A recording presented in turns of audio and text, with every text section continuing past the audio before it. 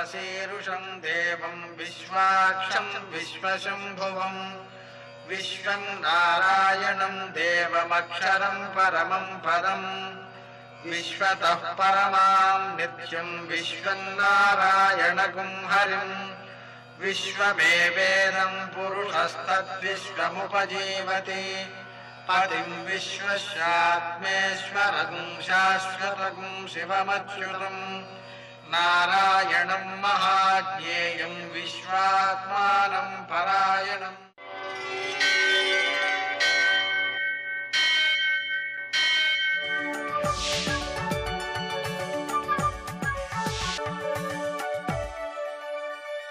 सूर्यशौर्यमथेन्दुरिन्द्रपदवी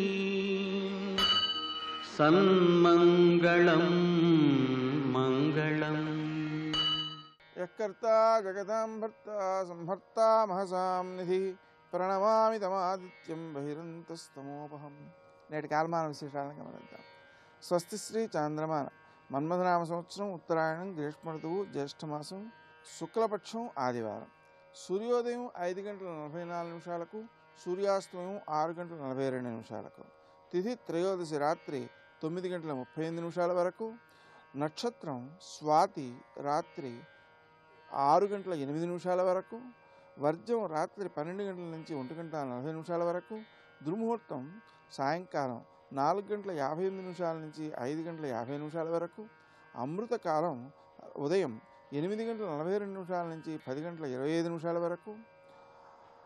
రాహుకాలం ఆదివారం కాబట్టి సాయంకాలం 4:30 నుంచి 6 గంటల వరకు. అష్టకవర్గు రీత్యా శుభప్రదమైన సమయం ఉదయం 11 గంటలకి. నేటి విశేషాలు: విద్యారణ్య స్వామి యొక్క ఆరాధనం, అలాగే ప్రదోషం కూడా. విద్యారణ్యుడు వేదములన్నిటికీ కూడా అర్థాన్ని అందించాడు. ఈరోజు మరో విశేషం ప్రదోషం. సాయంకాలం సూర్యాస్తమయం తర్వాత 1:12 సేపు శంకర నామస్మరణ కూడా ఉత్తమ ఫలితాన్ని ఇస్తుంది. శివారాధన ఇంకా మంచిది. నేటి ఆణిముత్యాలు.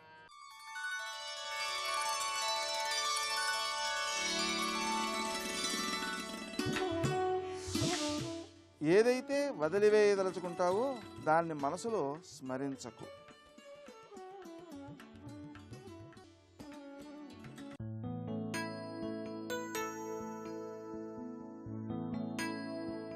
సర్వవ్యాపి అయిన భగవంతుడిని ఓ సంస్కృతికి మాత్రమే ప్రతీకగా వర్ణించటం సంకుచితత్వం.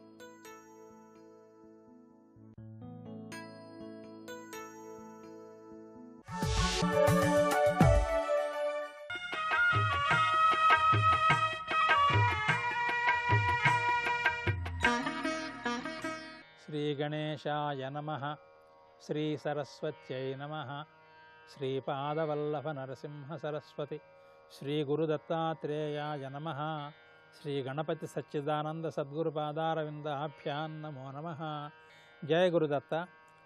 రామత్వత్తోధికన్నామ ఇతి మన్యామహే వయం.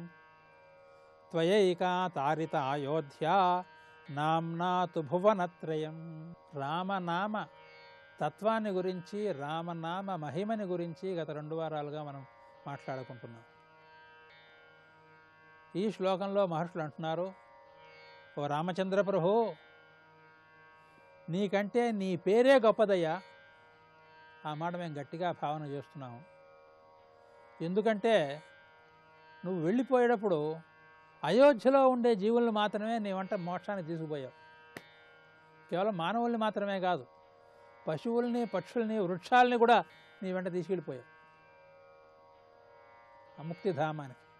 కానీ నీ నామం ముల్లోకాలని తరింపజేస్తోంది, ముల్లోకాలని కూడా ముక్తిలోకానికి తీసుకుపోతోంది. అటువంటి దివ్యశక్తి నీ నామానికి ఉన్నది కనుక నీకంటే నీ నామమే గొప్పది అని మహర్షులు స్వయంగా శ్రీరాముడితోనే చెప్పారు అగస్త్య సంహిత అనే గ్రంథంలో. దీన్ని నిరూపించేందుకోసమే ఉపపురాణంలో ఒక చిన్న కథ ఉంది, యయాతి కథ అని. దాన్నే ఇటీవల కాలంలో రామాంజనేయ యుద్ధం అనే పేరుతో నాటకంగా, సినిమాగా మన వాళ్ళు రూపొందించారు. యయాతి అనేటువంటి ఒక రాజు ఉండేవాడు, కాశీరాజు.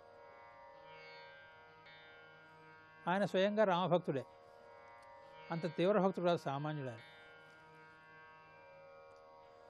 ఒకప్పుడు అనుకోకుండా ఆయనకి విశ్వామిత్ర మహర్షికి చిన్న అభిప్రాయ భేదం అది వచ్చింది. ఆ విశ్వామిత్ర మహర్షి కోపం వచ్చేసింది. నిన్ను మా రాముడితో చెప్పి చంపించేస్తానని ప్రతిజ్ఞ చేశాడు ఆయన. రాముడి దగ్గరికి వచ్చాయి, ఆ యయాతి అనేవాడు చాలా దుర్మార్గుడు, వాడిని నువ్వు సంహరించవలసిందే అని ఆజ్ఞాపించేశాడు. గురువు ఆజ్ఞ కనుక సరేనండి నేను చంపేస్తాను అన్నాడు శ్రీరాముడు. ఈ లోపల నారద మహర్షి వెళ్ళి యయాతికి సలహా చెప్పాడు, నువ్వు నోరు మూసు కూర్చుంటే ఎట్టగయ్యా, స్వయంగా నువ్వు రోజు ఎంతో కొంత భజన చేస్తున్నాడు అంటే ఆ శ్రీరామచంద్ర ప్రభువే నువ్వు చంపడానికి వచ్చేస్తున్నాడు, నువ్వు వెళ్ళి హనుమంతుడిని ప్రార్థించు అన్నారు. వెళ్ళి హనుమంతుడిని శరణగోరాడు. ఆయన విషయం తెలుసుకోకుండా శరణిచ్చేశాను అన్నాడు. శరణిచ్చాక రాముల వారు అనే విషయం తెలిసింది. అయ్యో అయ్యో లభోదేవం అన్నాడు. కానీ మాట ఇచ్చేశాడే, ఏం చేయాలి? రాముడు యుద్ధానికి వచ్చాడు, హనుమంతుడు అడ్డం కూర్చున్నాడు. ముందర నన్ను చంపేసి తర్వాత వాడిని చంపండి అన్నాడు. నిన్నే చంపేస్తా అన్నాడు శ్రీరాముడు. హనుమంతుడు నమస్కారం పెడుతూ కూర్చున్నాడు, ఒక్క అస్త్ర ప్రయోగం కూడా చేయలే. రాముడు బ్రహ్మాస్త్రంతో సహా సమస్త అస్త్ర ప్రయోగాలు చేశాడు. హనుమంతుడు చేసింది ఏమంటే రామనామ జపంతో తనకి ఒక కవచము, ఆ యయాతి చక్రవర్తికి ఒక కవచము చేశాడు. ఆ రామనామ కవచ బలం ఎంత తీవ్రంగా ఉందంటే శ్రీరాముడే స్వయంగా బ్రహ్మాస్త్రం వంటి అస్త్రాలు వేసినా సరే, వాళ్ళని విశ్వామిత్ర మహర్షి దగ్గర నుంచి చేసుకున్నటువంటి ఇతర ఘోరాస్త్రాలను వేసినా సరే ఆ రామనామ కవచం ఈషన్ మాత్రం కూడా చిల్లిపడ్డ. చివరికి రాముడే లొంగిపోయి ఆంజనేయుడి యొక్క రామభక్తికి, ఈ ప్రాణభయం అనే నెపంతో యయాతిలో పెరిగిపోయినటువంటి రామభక్తికి కూడా సంతోషించి ఆయనే దిగి వచ్చి ఇద్దరిని కావలించుకుని వాళ్ళకి వరాలు ఇచ్చి అనుగ్రహించేశాడు అని చెప్పారు. కనుక రామనామానికి ఎటువంటి శక్తి ఉందంటే శ్రీరాముడే ప్రయోగించిన అస్త్రాలు కూడా పనిచేయవు. రామబాణానికి తిరుగులేదు అని ప్రసిద్ధి. మామూలు బాణం వేస్తేనే దానికి తిరుగులేదు. అటువంటిది అస్త్రాలు వేశాడు, అవి కూడా పనిచేయలే. దీనివల్ల రామనామ కవచం వల్ల. అటువంటి దివ్యశక్తి రామనామానికి ఉంది. ఇలా కేవలం రక్షణ విషయంలోనే కాదయ్యా, తరింపజేయడం విషయంలో, ముక్తిని కలిగించడంలో కూడా నీ నామానికి అటువంటి శక్తి ఉంది. ముల్లోకాల్లోనూ 3 కాలాల్లోనూ కూడా ఎల్లప్పుడు ఏ యుగంలో అయినా సరే ఎవరికైనా సరే నీ నామమే తరింపజేసేటువంటి శక్తిని ఇస్తుంది. అంటే అదేమిటండి, రాముడు అనే పేరు రాముడితో పుట్టింది కదా అంటే రాముడితో పుట్టలా, అంతకుముందే వేదాల్లో ఉంది, అంతకుముందే ఉపనిషత్తుల్లో ఉంది రామపదం. శ్రీరాముడి కాలంలో కూడా శ్రీరాముడి కంటే వయసులో పెద్దవాడైన భార్గవరాముడికి రాముడు అనే పేరు ఉంది. అప్పటికే రాముడు అనే పేరు ఈయంతో పుట్టలా, అది వేదాల్లో ఉన్న పేరే. దాన్నే సహస్రనామాల్లో భీష్మాచార్యుల వారు కూడా మాలామంత్రంగా సంపుటీకరింపజేసేటప్పుడు రామో విరామో విరజ అంటూ ఆ రామమంత్రాన్ని కూడా అక్కడ చేర్చాడు. రామ అనేది సాక్షాత్ పరబ్రహ్మని, పరమాత్మని సూచించేటువంటి మహామంత్రం. ఆ పేరునే దశరథుడు తన కొడుక్కి పెట్టుకున్నాడు వశిష్ఠుడి యొక్క సలహా వల్ల. సాక్షాత్ పరబ్రహ్మస్వరూపుడయ్యా నీ కొడుకు, ఈయనకి రామ అని పేరు పెట్టు బాగుంటుంది అంటే పెట్టేశాడు. అంతేగాని రామనామం ఈయనతో పుట్ల, అంతకుముందే ఉంది ఇది. అటువంటి రామనామాన్ని కనుక జపించినట్లయితే అది రాముడి కంటే కూడా ఇతోధికమైనటువంటి మహాప్రభావ సంపన్నంగా పనిచేస్తుంది అని ఈ యయాతి చరిత్ర, ఉపపురాణాల్లో ఉండేటువంటి చరిత్ర మనకి నిరూపిస్తోంది. దాన్నే మనకి సూక్తిగా అందిస్తున్నారు మహర్షులు. రామ త్వత్తోధికన్నామ, నీకంటే నీ నామమే గొప్పది, ఇది మన్యామహే వయం. ఎందుకంటే త్వయైకాతారిత అయోధ్య. వాళ్ళు కొత్త యుక్తి చెప్పారు. ఏ అవతారాల్లో లేనటువంటి విశేషం ఏంటంటే శ్రీరామచంద్ర ప్రభువు తను సరయూ నదిలోకి వెళ్ళిపోయి తద్వారా వైకుంఠానికి వెళ్ళిపోయేటప్పుడు తనతో పాటు అయోధ్య నగరంలో ఉండేటువంటి సమస్త ప్రాణుల్ని వెంటబెట్టి వెళ్ళిపోయాడు. ఎవరినైతే తీసుకువెళ్ళటం ఇష్టం లేదో, భూలోకంలో ఉండిపోవాలనుకున్నాడో వాళ్ళందరినీ వెనకాల గట్టి పెట్టేశాడు తనతో రావద్దని. వాళ్ళల్లో ప్రథముడు హనుమంతుడు, తనకు అత్యంత ముఖ్యుడైనవాడు. అయినా సరే నువ్వు ఇక్కడ ఉండదని పంపించేశాడు.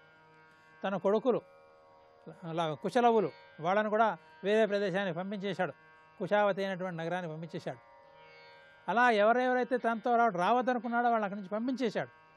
మిగిలిపోయి అయోధ్య నగరంలో ఉన్నటువంటి కేవలం మానవుల్ని మాత్రమే కాకుండా అక్కడ ఉన్నటువంటి క్రిమి కీటకాలతో సహా సమస్త జీవులకి సాక్షాత్ ముక్తిధామాన్ని ప్రసాదించాడు శ్రీరాముడు. అటువంటి మహాచరిత్ర ఒక రామావతారంలో ఉంది. మొత్తం 10 అవతారాల్లో కూడా ఇటువంటి శక్తి రామావతారానికే ఉంది. అందుచేతనే రామనామానికి అటువంటి శక్తి ఉంది. అటువంటి రామనామాన్ని కనుక కేవలం ప్రసంగవశాన పలికినా కూడా అటువంటి ఫలితం వస్తున్న పూర్వమే చెప్పుకున్నాం మనం.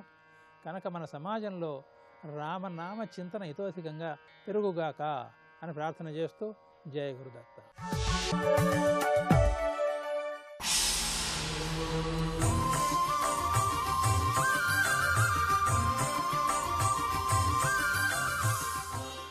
శతక సాహితీ సరస్వతికి నమస్కారం.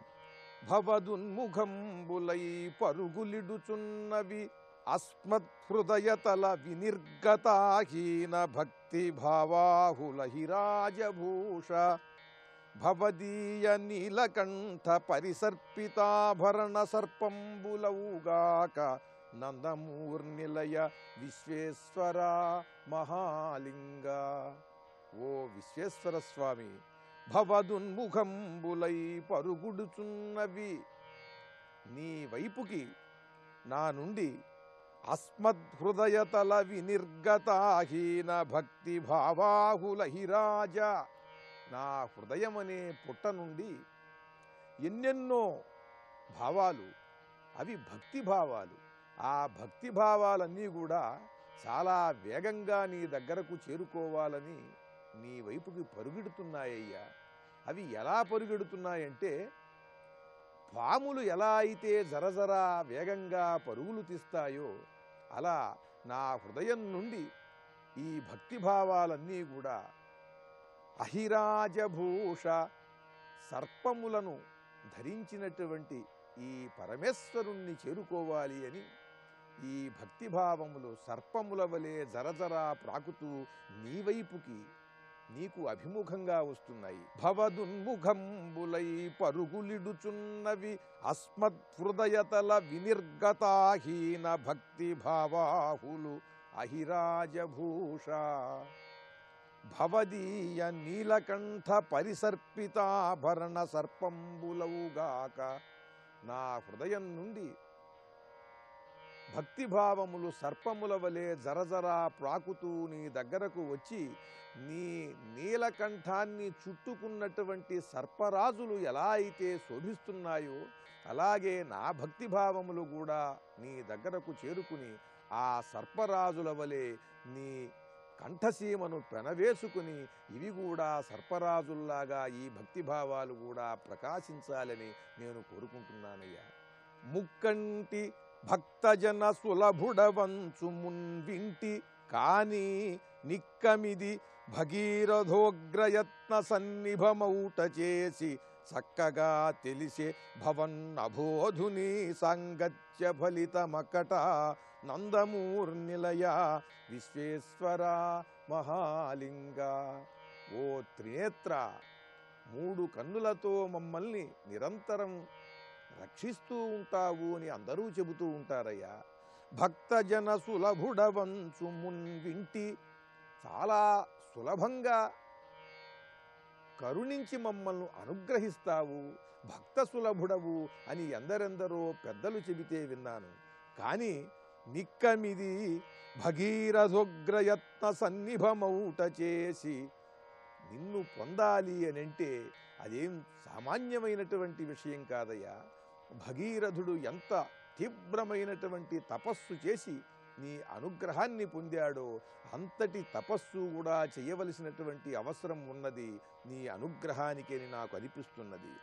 నిక్కమిది భగీరథోగ్రయత్న సన్నిభమౌట చేసి చక్కగా తెలిసి భవన్నబోధుని సాంగత్య ఫలితమకట నందమూర్నిలయ విశ్వేశ్వర మహాలింగ. నువ్వు ఆ ఆకాశ గంగని నెత్తిపైకెక్కించుకున్నావు కదా, దాంతో నీకు భక్త సులభుడవనేటువంటి పేరు కాస్త తగ్గిపోతున్నదయ్యా. నీలో కూడా కరుణ వెంటనే అందరి ఎడలా చూపించేటువంటి లక్షణం పోయింది.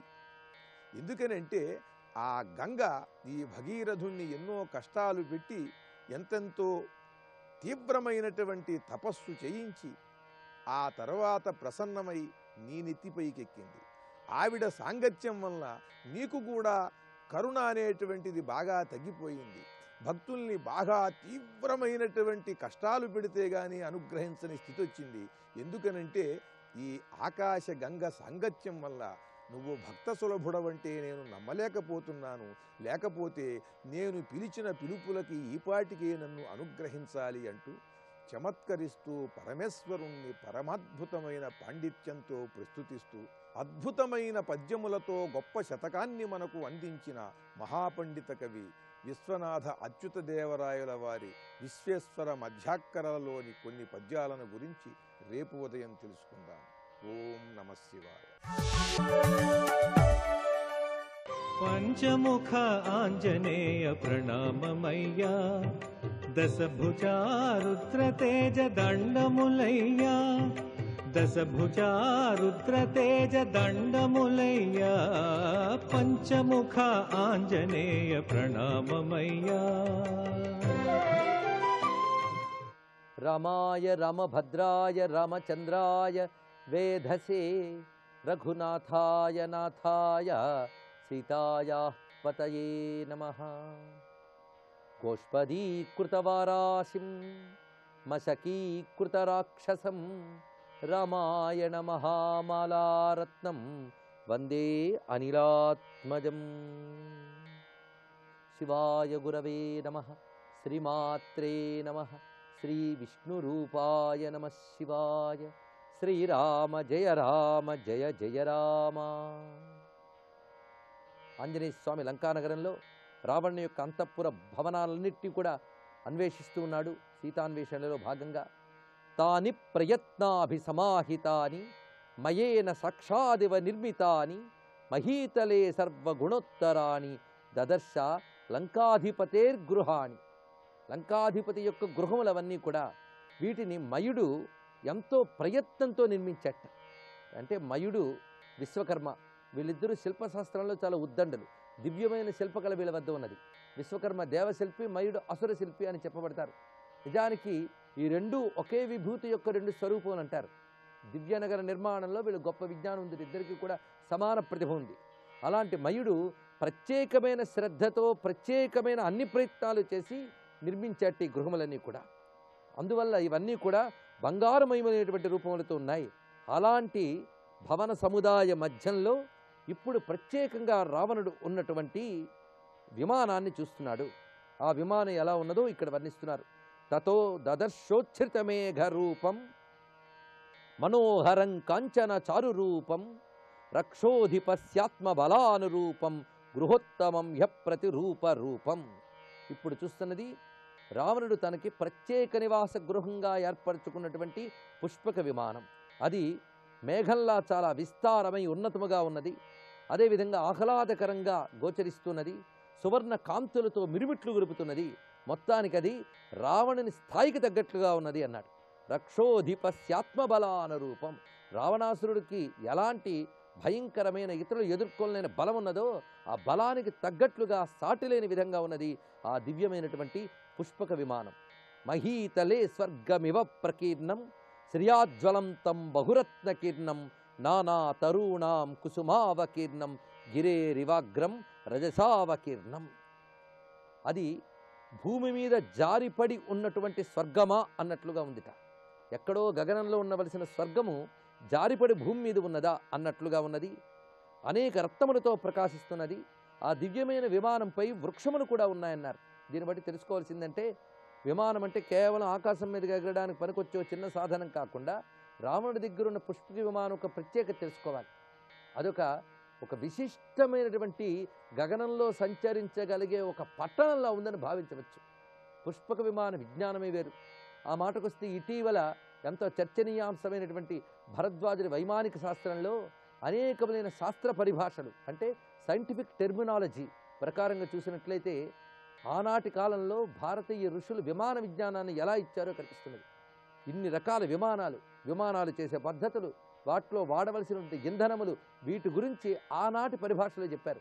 దాన్ని అనుసరించి ఇప్పుడు పరిశోధనలు జరుగుతున్నాయి. అందుకు రకరకాల విమాన విజ్ఞానాల్లో ఒకటి పుష్పక విమానం. ఇది ఎలాంటిదంటే దీని నుంచి ఇంకా ఎన్నో ఉప విమానాలని తీసి ప్రత్యేకించి సంచరించవచ్చు. అంటే ఒక విధంగా ఒక స్పేస్ షటిల్లా ఉన్నది అని భావించవచ్చు. పైగా ఇందులో ఒక చిన్న గార్డెనింగ్ కూడా ఉందిట. గగనంలోకి వెళ్ళగలిగేటువంటి అతి విస్తారమైన నగరంలా ఉన్నటువంటి ఒక పెద్ద గృహంలా ఉన్నటువంటి లేదా ఒక పెద్ద భవనంలా ఉన్నటువంటి ఈ పుష్పక విమానంలో కొన్ని చోట్ల ఒక ప్రత్యేకమైన ఉద్యానవనాలు కూడా ఏర్పాటు చేయబడి ఉన్నాయి. పైగా ఇది భూమికి తగలకుండా ఉందిట. భూమి మీదే ఉన్నప్పటికీ భూమికి తగలకుండా పైకున్నదిట. దీన్ని బట్టి ఏవైనా హంసలు దీన్ని పట్టి ఆకాశంలో నిలబెట్టి ఉన్నాయా అన్నట్లుగా భాసిస్తున్నది పుష్పక విమానం. నారీ ప్రవేకైరివదీప్యమానం తటిద్భిరంభోదవదర్చ్యమానం హంస ప్రవేకైరివ వాహ్యమానం శ్రియాయుతం ఖే సుకృతాం విమానం. పుణ్యపురుషుల విమానాలు ఆకాశంలో సంచరిస్తూ ఉన్నట్లుగా ఇది భూమికి తాకకుండా ఆ గగనంలోనే ఉందా అన్నట్లుగా ఉందిట. పైగా హంసలు పట్టుకుని దీన్నిగా నిలిపి ఉంచాయా అనిపిస్తున్నాయి. పైగా అనేక మంది స్త్రీలు అందులో అటు ఇటు సంచరిస్తూ ఉంటే మెరుపు తీగలతో కూడుకున్నటువంటి ఒక మేఘ మండలము వలె ప్రకాశిస్తున్నది ఆ పుష్పక విమానం. యథానగగ్రం బహుధాతు చిత్రం యథానభశ్చగ్రహచంద్ర చిత్రం దదర్శ యుక్తీకృత మేఘ చిత్రం విమానరత్నం బహురత్న చిత్రం. ఇక్కడ చిత్రం అనే మాటని అనేక రకాలుగా ప్రయోగించారు. కొన్ని చోట్ల బహువర్ణములతో కూడినది అని అర్థము, కొన్ని చోట్ల అత్యంత ఆశ్చర్యకరమైనది ఒక అర్థము, కొన్ని చోట్ల చిత్రించినది ఒక అర్థం. చిత్ర శబ్దానికి ఇన్ని అర్థాలు ఉన్నాయి. ఇన్ని అర్థాలు ఇందులో కనిపిస్తున్నాయి. ఇది అనేకమైన ధాతువులతో కూడినటువంటి ఒక మహాపర్వతం ఇక్కడ ఉందా అన్నట్లుగా ఉన్నది. అదేవిధంగా గ్రహాలతో చంద్ర తారకలతో ప్రకాశిస్తున్నటువంటి ఆకాశమా అన్నట్లుగా ఉన్నది. అనేక రకములైనటువంటి చిత్రాలతో కూడి ఉన్నటువంటిది ఆ దివ్యమైన విమానం. పైగా దానిపై అనేక రకమైన బొమ్మలు కూడా లిఖించి ఉన్నాయట. ఆ లిఖించిన వాటిలో పక్షుల బొమ్మలు, దేవతల బొమ్మలు ఇత్యాదులు కూడా లిఖించి ఉన్నాయి.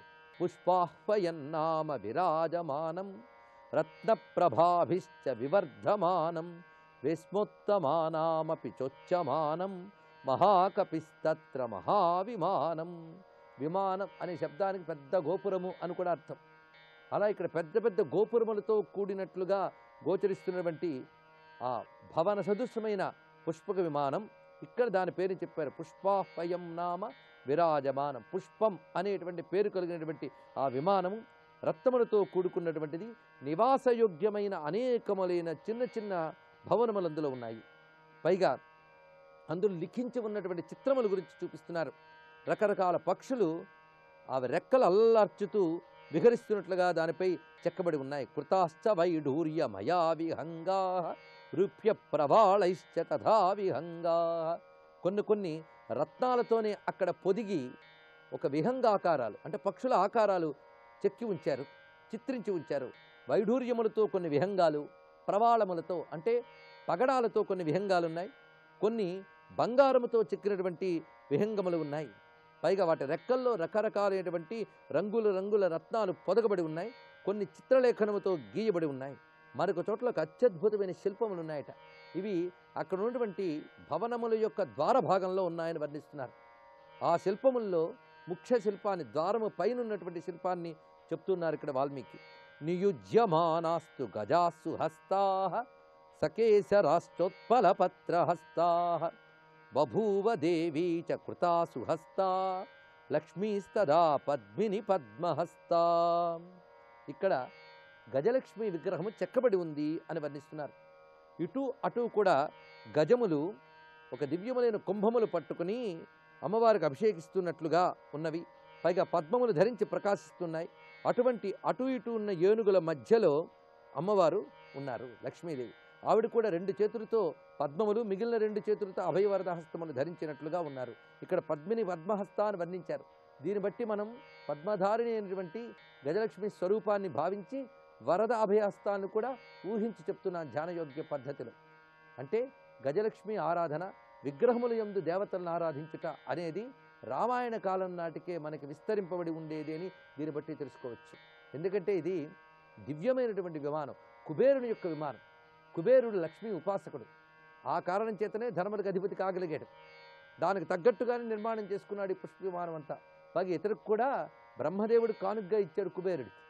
అది కుబేరుడి నుంచి కొట్టుకొచ్చాడు రావణాసురుడు. అయినప్పటికీ ఆ కుబేరుడు ఏవేవైతే అందులో ఉంచాడో వాటి వేటిని తీయలేదు. ఎందుకంటే లక్ష్మి ఎవడికి అక్కర్లేదు, రావణుడికి కూడా కావాలి. అందుకే లక్ష్మీదేవిని అతడు ఆరాధిస్తున్నాడు. ఆ లక్ష్మీదేవి యొక్క విగ్రహము అక్కడ ఉన్నది. దీన్ని బట్టి మనకి ప్రస్తుతం చెప్పబడుతున్న ఆగమ శాస్త్రాల్లో ద్వారలక్ష్మి అనేటువంటి విశేషం ఉన్నది. ద్వార పైభాగంలో గజలక్ష్మి ఆకారంలో చిత్రం కానీ ఉన్నా, అంటే చిత్రపటం కానీ శిల్పం కానీ ఉంటే ఆ ఇంటికి చాలా మంచిది అంటారు. అందుకే ఇప్పటికీ మనకు ప్రాచీన మందిరాల్లోని భవనాల్లోని ద్వార పైభాగంలో ఈ గజలక్ష్మి ఆకారాన్ని చెక్కి ఉంచుతారు. అది గృహమునకు చాలా శ్రేష్టము, ఆలయాలకు చాలా మంచిదని ఆగమశాస్త్రం చెప్తున్న అంశం. అంటే ఆనాటికే రామాయణ కాలం నాటికే మన ఆగమశాస్త్రములు విస్తరించి ఉన్నాయని, ఆనాటి శాస్త్రాలను అనుసరించే హిందూ ధర్మం ఇప్పటికీ విస్తరించి ఉన్నది అని స్పష్టమవుతున్నది. కనుక విగ్రహముల యందు దేవతల్ని భావించుట, ఆరాధించుట అనేది నాడే ఉన్నది. ఇది గ్రహించవలసిన ముఖ్యాంశము. అందుకు ఇక్కడ గజలక్ష్మి స్వరూపాన్ని వర్ణిస్తున్నారు. అటువంటి గజలక్ష్మీదేవికి నమస్కరిస్తూ సర్వం శ్రీ సీతారామచంద్ర చరణారవిందార్పణమస్తు. జై వీర హనుమాన్.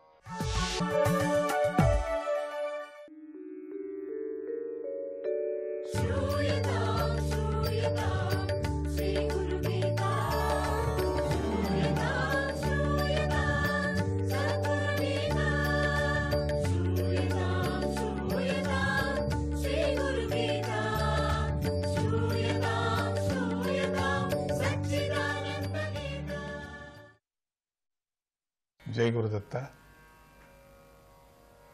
మనం అనుకున్నాం కదా, వాయుదేవుడు ప్రాణాపాన వ్యానోదాన రూపంలో మనిషి శరీరంలో సంచరిస్తూ ఉంటాడు అనుకున్నాం కదా. యోగాభ్యాసం చేయిస్తూ ఉంటాడు, చక్కని ఆరోగ్యాన్ని ప్రసాదిస్తూ ఉంటాడు. గాలి కనిపించదు, కానీ స్పర్శజ్ఞానం చేత వాయువును అనుభవించవచ్చు కదా. వాయువునకు శబ్దము, స్పర్శ అనే 2 గుణాలు ఉన్నాయి. వాయువు నిరంతరము వీస్తూ ఉండటం వల్లనే సకల సృష్టి చైతన్యవంతంగా ఉంటుంది కదా. వాయువు లేకపోతే ఏది చైతన్యంగా ఉండదు కదా. వాయువు వల్ల చర్మ శరీరాన్ని ఆచ్ఛాదన చేస్తుంది కదా. కాబట్టి మనమంతా బ్రతకగలుగుతున్నాం, లేకపోతే మనం ఎవరు బతకలేం. అంతరిక్షంలో 7 వాయుమండలాలు ఉన్నాయి కదా. అవి జగతికి ఎంతో ప్రయోజనాన్ని చేకూరుస్తున్నాయి. సమస్త ప్రాణుల్లోనూ ప్రాణశక్తిగా వాయువు ఉంటుంది. అన్నిటిలోనూ ఉన్నా కూడా ఏ సంగము లేకుండా ఉంది వాయువు. ఆ సూత్ర స్వరూపంగా ఉండేటువంటి వాయువే ఆకాశాన్ని, భూమిని, నక్షత్రాలను దీన్నంతా ఆకర్షణంగా పట్టి ఉంచుతున్నాడు. అనిలుడు అంటే వాయువు అని, అనలుడు అంటే అగ్ని. ఇద్దరు స్నేహితులు, అనిలుడు, అనలుడు. ఎంత బాగుంది చూడు పేర్లు. అగ్నితో కలిసి వాయువు దేవతలను, ఆహుతులను అందిస్తూ ఉంటాడు. అందుకని వాళ్ళిద్దరూ మంచి స్నేహితులు. ఆ విధంగా దేవతల అనుగ్రహాన్ని సంపాదించి పెడతాడు మనకు వాయువు అగ్నితో కలిసి. త్వమేవ ప్రత్యక్షం బ్రహ్మ అని వేదం వాయువు యొక్క మహిమను తెలుపుతుంది.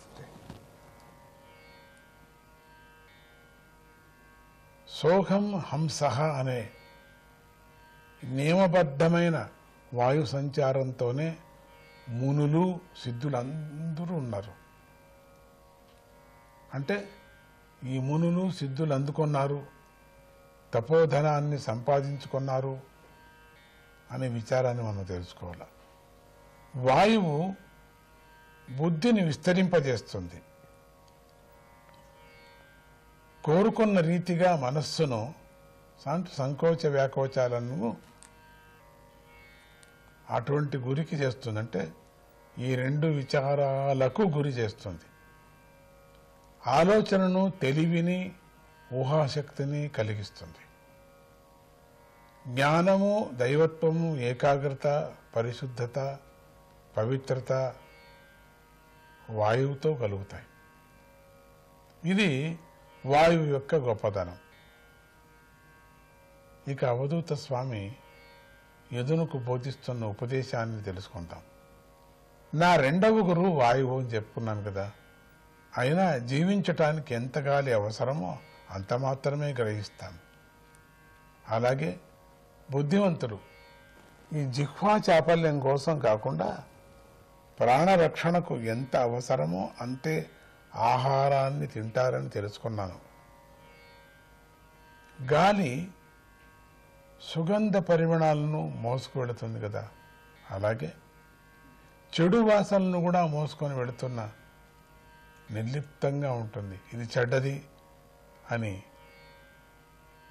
విధిరించుకోవటం, ఇది మంచిది అని సంతోషపడటం ఏమీ లేదు. ఏ వికారమూ లేకోకుండా ఉంటున్నది వాయువు. జయ గురుదత్త.